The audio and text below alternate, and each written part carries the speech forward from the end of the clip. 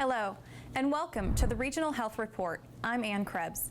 This monthly program highlights the world-class health care provided at each of our Regional Health Command Atlantic medical facilities to soldiers, their families, retirees, and other beneficiaries.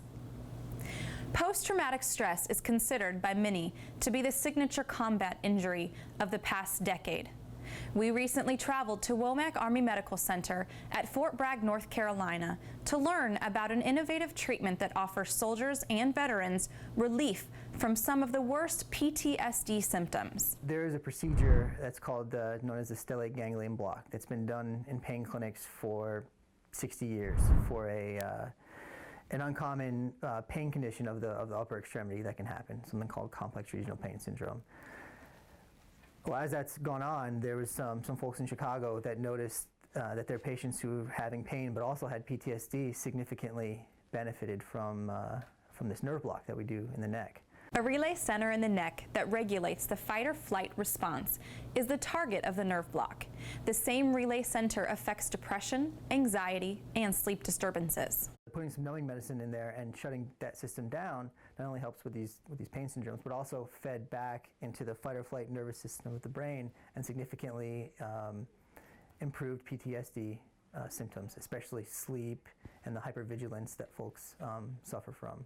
The treatment has been used for arm pain for over 60 years. The relay center, the nerve center, the stellate ganglion is located in the neck. We typically do the right side of the neck, and we use an ultrasound to find the area where the nerves live.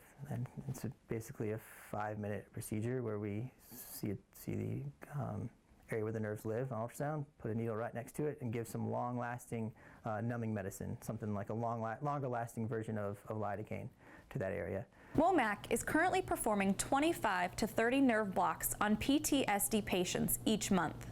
The trial will include 250 patients drawn from Womack and medical centers in Hawaii and Europe. Many Regional Health Command Atlantic soldiers in the National Capital Region are assigned to Department of Defense facilities. These medics work in joint service environments, but have their administrative and training needs supplied by Troop Command North at Naval Support Activity Bethesda, Maryland, and Troop Command South at Fort Belvoir, Virginia. Troop Command South recently hosted functional fitness training for soldiers and civilians. Troop Command South Commander Lieutenant Colonel James Reynolds says it's a way to establish fitness levels. This is our first outing, so the goal was to build team building and obviously to kind of tie it to safety, get some CrossFit instruction, and obviously focusing on the performance triad. So this was our first event here at the training center.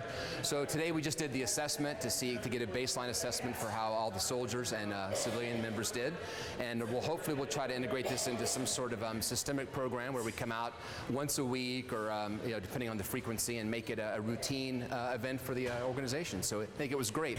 You may have noticed our name change. In July, we became the Regional Health Command Atlantic Provisional. With the new name comes changes to our organizational structure and our areas of responsibility. What will not change is our commitment to providing our beneficiaries with the world-class health care you've come to expect from Army medicine. And that's the Regional Health Report for August. Join us next month for another show highlighting health care across the region.